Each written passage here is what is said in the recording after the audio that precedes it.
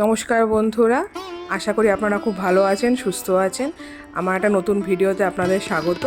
আজকে আমি বানাচ্ছি হোয়াইট চিকেন। আমার ছেলের ভীষণ প্রিয় এই হোয়াইট চিকেন। চলুন এটা রেসিপি দেখাচ্ছি আপনাদের।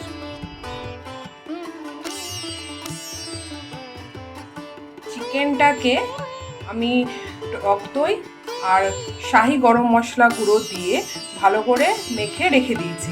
প্রায় 1-1.5 ঘন্টা মতো রাখলেই হবে। হোয়াইট চিকেন করতে আমাদের লাগছে, এটাই আছে কাজু পোস্ত বাটা। আর যদি কাজু ইনকেস না থাকে চালমগজ দিলেও হবে, চালমগজ পোস্ত বাটা দিলেও হবে। তারপরে এখানে রয়েছে ফোড়নের জন্য তেজপাতা, শুকনো লঙ্কা, এলাচ, দারচিনি, লবঙ্গ। এখানে রয়েছে পরিমাণ মতো নুন। আর এখানে আছে আদা, রসুন, পেঁয়াজ বাটা। আর এখানে আছে ঘি আর সাদা তেল। আজকে রান্নাটা হবে ঘি আর সাদা তেল দিয়ে। আপনাদের সাথে কথা বলতে বলতেই আমি অলরেডি কড়াইটা গরম করতে বসিয়ে দিয়েছি। এবার এর মধ্যে আমরা সাদা তেলটা দিয়ে দেব।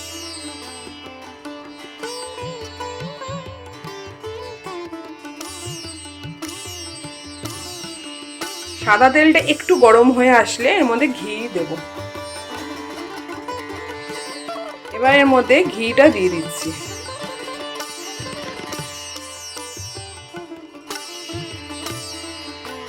তেল আর ঘিটা গরম হয়ে এসছে। এবার ফোড়নের জন্য যে রেখেছিলাম সেগুলো দিয়ে দেবো। দিয়ে হালকা কয়েক সেকেন্ড নাড়বো।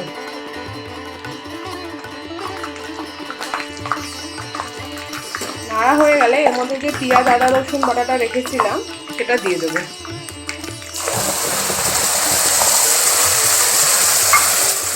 দিয়ে ভালো করে নাড়তে থাকবো।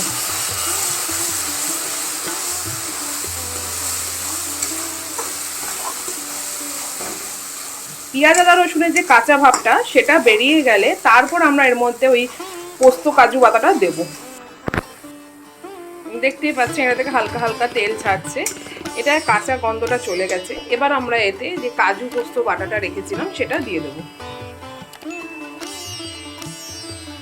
বাটাটা দিয়ে এবার ভালো করে নাড়বো। ফ্লেমটা মিডিয়াম রাখবেন। দিয়ে এটাকে নাড়তে থাকতে হবে। কাজুরও পোস্তরও কিন্তু একটা কাঁচা হালকা গন্ধ বেরায়, স্পেশালি কাজু। সেই জন্য এটাকে এখন ভালো করে কষাতে হবে। দেখতেই পাচ্ছেন এতে অলরেডি তেল ছাড়তে শুরু করে দিয়েছে, কাঁচা গন্ধটাও চলে গেছে। এবার এতে আমরা চিকেনটা দিয়ে দেব।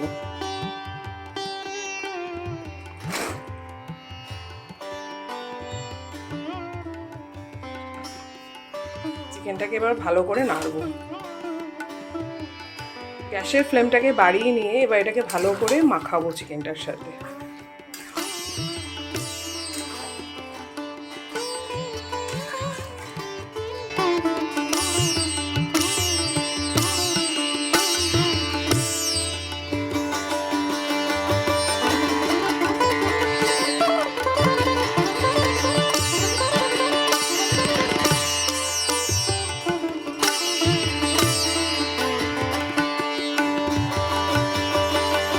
এটা এখন ফুটছে।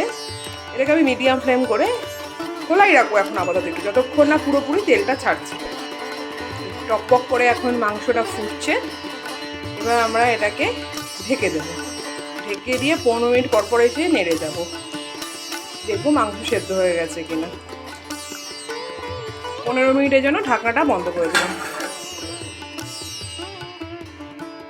15 মিনিট পর আবার এসে গেছি। দেখি একটা কি অবস্থা। So nice.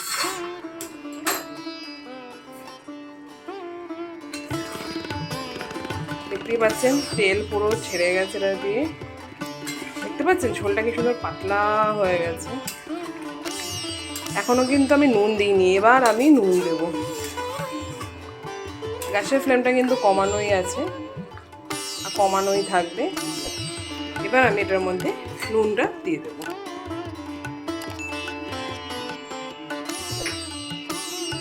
নুন দিয়ে ভালো করে নাড়তে থাকবো। এটাকে আমি হোয়াইট চিকেন বলি, তার একটা কারণ আছে। এটা অ্যাকচুয়ালি তো চিকেন রেজালা টাইপের হলো। হোয়াইট চিকেন বলি কেন, আমার ছেলে এটা খেতে খুব ভালোবাসে। আর যখনই এটাকে দেখে, ওকে যতবারই বলি এটা কিন্তু রেজালা, কিন্তু বিশ্বাস করতে চায় না। ও খালি বলবে এটা হোয়াইট চিকেন। সেই জন্য আমি এটাকে হোয়াইট চিকেনই নাম দিয়ে ফেলেছি। চিকেনটা দেখতেও হোয়াইট হোয়াইট হয়, ওই জন্য ওর কাছে এটা হোয়াইট চিকেনই।